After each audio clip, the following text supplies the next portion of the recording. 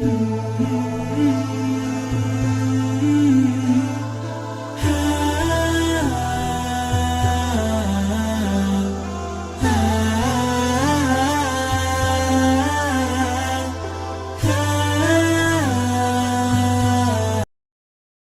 berjamaah atau secara sendirian? Berjamaah. Berjamaah. Dalilnya pertama dalil umum, salatul jamaati afdalu min salatil fardhi bi 27 darajah. Salat berjamaah lebih utama daripada salat sendirian dengan pahala 27 rakaat. Yang kedua, perbuatan Nabi itu sesungguhnya memuliakan salat jamaah. Maka Nabi ke masjid hari pertama orang makin banyak, ke masjid kedua orang tambah banyak, ke masjid ketiga tambah banyak lagi. Karena semakin banyak, besoknya Nabi nggak ke masjid. Subuh-subuh Nabi keluar mengatakan, aku tahu kalian tunggu-tunggu aku tadi malam. Kalau aku melihat kalian banyak beribadah ke masjid, aku khawatirkan ini kemudian dijadikan wajib oleh Allah Subhanahu wa taala. Karena sifat Allah pencemburu. Begitu orang-orang sudah senang dengan ibadah, Allah tidak ingin orang berbelok kepada dunia lagi. Nah, itu di antara sifat kemuliaan Allah Subhanahu wa taala. Maka dari itu kemudian Nabi putuskan selanjutnya di rumah. Alasan ke rumahnya bukan ingin sendirian, tapi untuk menghindari jadi beban untuk umatnya. Maka ulama menyimpulkan dalam kaidah usul fiqih dari kondisi ini, yang pertama menyimpulkan bagus, Umar bin Khattab. Di zaman Umar disimpulkan, oh dilihat nih kenapa orang pada ke masjid masing-masing. Ada yang masing-masing, ada yang jamaah di sini. Awal Umar disatukan. Laki-laki diberikan imam sepulan, perempuan diberikan imam sepulan. Terpisah kemudian jadikan berjamaah, semua menyatu.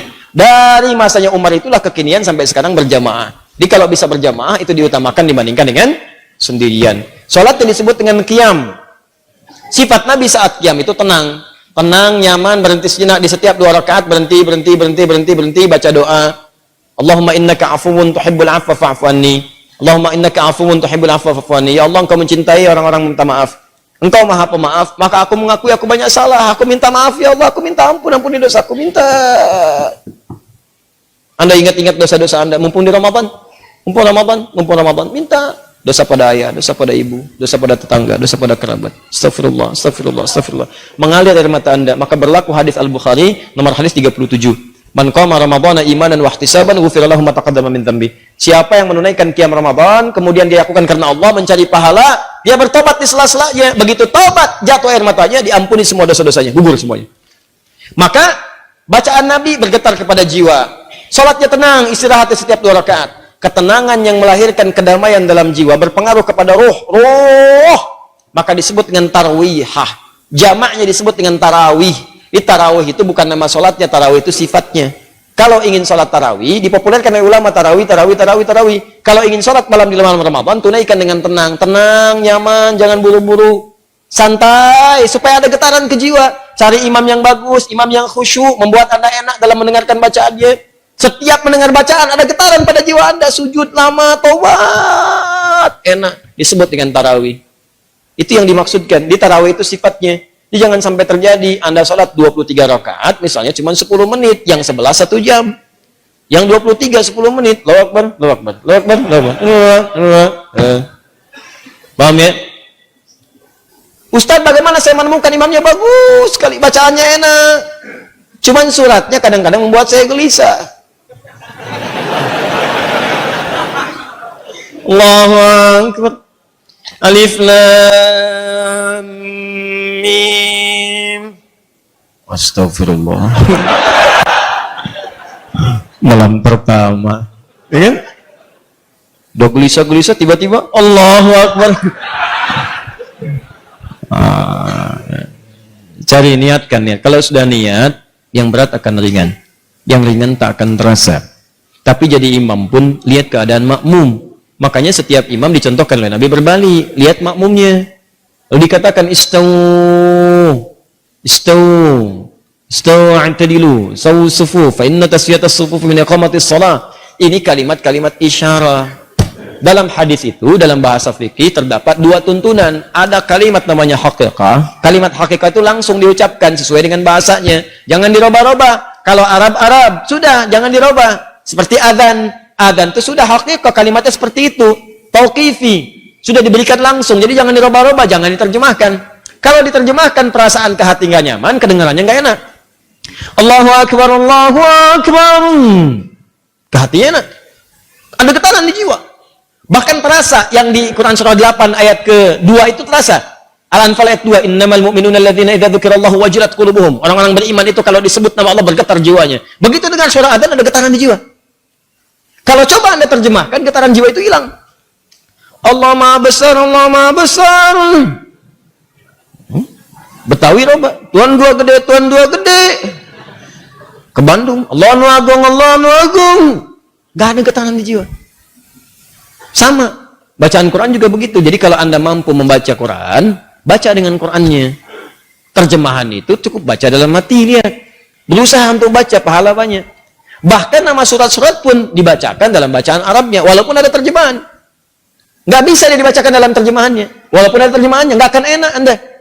Coba deh antum, akhi, sedang murajaah. Nanya sama teman, murajaah surat apa? Sapi. Nggak enak kan tuh. Ente apa? Semut. Murajaah surat apa? Al-Baqarah. Masya Allah. Antum apa? An-Naml. Lain, getaran kejiwaannya beda. Dia lagi ngapain? Murajaah, baca Quran. Surat apa? An-Nisa. Tuh. Beda. Baca surat apa sih itu? Surat Mama. Mama. Lain kan? Nah, maka demikian kalau mau mimpin sholat berbaliklah. Tidak harus menggunakan bahasa Arab. Boleh menggunakan bahasa lokal yang dipahami. Makanya kalimat hadisnya berbentuk kalimat-kalimat umum yang kiranya bisa disampaikan dengan bahasa biasa. Jadi kalau belum paham dengan kalimat istawu, istaqimu, fala takhtalifu fakhtalafat qulubukum. Ja'alu salatukum salatan muwadda'. Belum paham juga, lihatin semua. Lihat siapa yang hadir, lihat siapa yang sholat, petakan siapa yang sholat. Antum kelihatan. Ada orang sepuh yang nggak bisa berdiri lama, ada anak-anak kecil, ada orang mungkin mampir, dia mau berangkat, dia yang nungguin pesawat. Anda petakan di situ. Setelah itu ingatkan mereka, Pak Ibu rapatkan safnya, luruskan, khusyukkan. Mungkin ini sholat terakhir kita yang kita tunaikan. Enak mana, yang pertama atau yang kedua? Enak yang kedua karena terasa di hatinya ada getaran pada jiwa. Anda ucapkan dalam bahasa Arab, mereka nggak paham.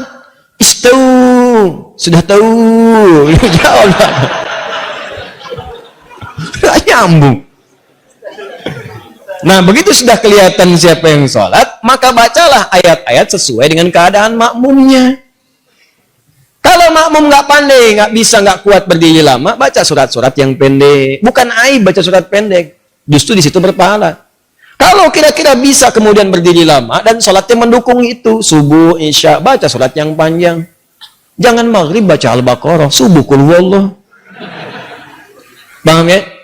Awas hati-hati, ini menyesuaikan karena Mu'adz pernah mengimami, Mu'adz ngimamin, Mu'adz bin Jabal. Bayangkan sholat maghrib, sholat isya, bacakan Al-Baqarah. Di belakang orang baru pulang kerja, makmum di belakang, begitu makmum di belakang Allahu Akbar, baca Al-Baqarah sampai tuntas. Begitu salam kosong. Kejadian. Kata Mu'adz, pada munafik nih orang, katanya munafik, karena ciri orang munafik itu malas-malasan sholat isya. Nggak terima orang datang ngadu ke Nabi, ya Rasulullah, si Mu'adz tuh kenapa Mu'adz nyebut kami munafik? Ya padahal saya si fulan disebut munafik, katanya kan? Baik. Sebut bisa. Setelah itu dipanggil Mu'adz, jadi klarifikasi. Ini klarifikasi, kalau ada yang kurang tepat klarifikasi. Mu'adz, apakah benar kamu mengimami baca Al-Baqarah? Benar ya Rasulullah. Kenapa kamu baca itu? Saya kan contoh Anda. Saya sholat di belakang Rasulullah. Rasulullah baca surat Al-Baqarah. Siapa yang saya rasakan itu yang saya praktekkan. Wah, pinter. Nabi lebih pinter. Kata Nabi, kamu benar ya Mu'adz. Tapi kan imamnya saya, makmumnya kamu. Kalau kasus kamu, imamnya kamu, makmumnya mereka. Nggak kuat keadaannya, maka sesuaikan dengan mereka. Paham ya? Baik. Cerita imam itu banyak. Nah, cerita imam banyak. Baik. Sama dengan cerita suami tanya kepada istri, ya, Mama, bisa kamu mengizinkan Papa menjadi imam untuk Mama? Boleh Pak, Masya Allah, Mama senang sekali, Masya Allah, Alhamdulillah Mah. Kalau imam harus ada berapa Mah? Harus satu, imam tuh nggak boleh banyak. Kalau makmum boleh dua? Boleh. Oh, senang banget sebelah sini tuh. Saya nggak teruskan Bu, saya nggak teruskan. Tenang aja ya Bu, tenang. Belum selesai kisahnya, ntar kapan-kapan kita bahas. Teruskan. Masih ada waktu? 3 menit ya, 3 menit ya. Waalaikumsalam warahmatullahi wabarakatuh. Apakah ketika kita bertobat dengan sungguh-sungguh, benda, tempat apapun yang pernah kita pakai, kita kunjungi dan bersaksi jika sudah pernah membawa atau digunakan untuk keburukan. Maksudnya, kalau Anda pernah bermaksiat, atau orang lain lah, jangan Anda, kalau seorang pernah berbuat maksiat di satu tempat atau menggunakan satu benda, apakah kalau bertobat benda itu dan tempat itu akan bersaksi lagi di hari kiamat akan maksiat yang pernah dikerjakan? Terkait dengan benda yang akan bersaksi, ada ayatnya, bahkan tubuh kita juga ada. Di surah Yasin jelas, al-yauma nakhtimu ala afwahim wa tukallimuna aydihim wa tashhadu arjuluhum bima kanu. Baik. Jadi mulut itu dikunci, yang bicara itu tangan bersaksi. Ya, sekarang di dunia aja tangan udah bisa bersaksi. Awas, sidik jari itu kan tangan. Udah bisa bersaksi. Siapa pelakunya? Yang megang gelas, ada sidik jarinya di sini. Kan? Hati-hati. Kaki juga demikian. Tangan, kaki, semua bicara. Sekarang bicara udah kelihatan. Apalagi di akhirat, langsung bicara tangannya. Langsung bicara. Ya Allah, saya digunakan si fulan begini. Nanti tempatnya juga mengatakan. Kalau dipijak oleh kaki, kaki bicara. Kalau dipegang tangan, itu benda bicara yang dipegang tangan. Apa ayatnya? Jelas. Antum apa ayatnya? Idza zulzilatil ardu wa akhrajatil ardu wa qala al insanu, ayat keempat, yauma idzin tuhadditsu akhbara. Maka pada saat itulah semua tempat di bumi yang dipijak, semua keadaan mengabarkan kepada Allah apa yang terjadi dengan itu semua. Tidak akan ada yang tersembunyi. Kalau baik dikatakan baik, sekecil apapun, walaupun lebih kecil dari atom. Ya, wa may ya'mal mithqala dzarratin khairan yarah. Kalau buruk ditampakkan, wa may ya'mal mithqala dzarratin syarran yarah. Keburukannya ditampakkan, semua bendanya bicara. Bicara. Hati-hati. Bicara. Awas, di kantor, meja yang jadi kemudian tumpuan komputer. Tangan Anda mengetik di situ. Masuk angka nggak benar. Sesuatu yang curang. Angkanya berubah. Hati-hati, salah. Anda dapat gaji berubah. Gaji 172, hilang satunya, 72-nya muncul. Ya, hati-hati. Gaji 53, 53-nya tertulis tambah 5 lagi misalnya kan? Nah, itu nggak benar. Nanti itu akan bersaksi, tangannya bicara, komputernya bicara, semua bicara. Dan memberatkan timbangan di akhirat nanti dalam keburukan. Semua. Anda jalan di mobil bermaksiat. Awas, hati-hati. Mobilnya mobil dinas, fasilitas-fasilitas negara, tanpa izin dipakai kebutuhan pribadi. Awas, itu bicara nanti. Kemudian Anda tobat, ya Allah saya salah. Ya Allah saya salah. Ya Allah saya salah. Ya Allah saya salah hitung. Ya Allah saya salah tempatkan. Ya Allah salah saya begini, ya Allah saya salah begitu, ya Allah saya begini, salah, tobat. Begitu Anda selesai tobat, Ustaz, apakah tempat itu bersaksi lagi di akhirat nanti? Apakah benda itu akan bersaksi lagi di akhirat nanti? Ada dua kondisi. Kondisi pertama, tobatnya bila diterima oleh Allah, gugur semua kesalahannya. Tapi Anda akan berhadapan dengan Allah sendirian. Ditutup semua. Anda berhadapan dengan Allah sendirian. Nah, saat ditutup inilah teman-teman sekalian, disampaikanlah semua benda-benda bersaksi kepada Anda, ditampakkan. Kau pernah bermaksiat di sini. Pernah bermaksiat di sini. Bendanya bicara semua. Tapi ditutup dari orang lain, hanya Anda dengan Allah saja. Ditampakkan oleh Allah, setelah itu disampaikan kepada Anda. Semua ini aku hapus dan aku ampuni semua dosa-dosamu. Ditempatkan Anda ke surga. Itulah sayangnya Allah kepada Anda. Hanya ditampilkan kepada Anda untuk menunjukkan bahwa rahmat Allah begitu luas dan tidak ada yang sia-sia dari taubat. Makanya taubat. Jadi ketika ditampakkan pun hanya Anda yang tahu di hadapan Allah Subhanahu wa taala. Untuk menunjukkan betapa luasnya rahmat Allah, betapa luas rahmat Allah. Itulah faedahnya taubat. Sebab kalau nggak begitu kadang-kadang nggak kerasa. Sama Anda berbuat salah, ada CCTV nih. Bos Anda melihat. Tanpa sepengetahuan karyawan Anda dipanggil Anda ke ruangan bos Anda. Dikatakan, kamu berbuat salah ya. Ya, saya mohon maaf bos, saya salah gini-gini. Betul. Ini CCTV-nya. Ini kan perbuatan kamu kemarin. Ya, sudah. Saya sudah lihat kamu menangis kemarin. Saya sudah lihat kamu mengakui ke istri kamu kemarin. Istri kamu bicara dengan saya. Sudah, saya maafkan. Jangan diulang lagi. Ini antara saya dengan kamu. Ini saya hapus semuanya. Sudah, nggak ada orang yang bisa akses lagi. Kamu bagus, sudah mengakui kesalahan. Gaji kamu saya naikkan. Sudah, sekarang nikmati dengan keluarga. Dia cerita sama temennya, besoknya temennya berbuat salah juga gitu ya. Ini keliru. Paham ya?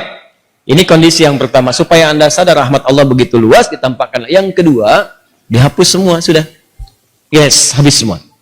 Habis. Tutup. Jadi begitu dia tobat, benda nggak bicara lagi, tempat nggak bicara lagi, selesai aja, habis semuanya, habis, selesai. Ya, sudah. Begitu dihisab, bahkan ada di antara mereka yang masuk surga tanpa hisab.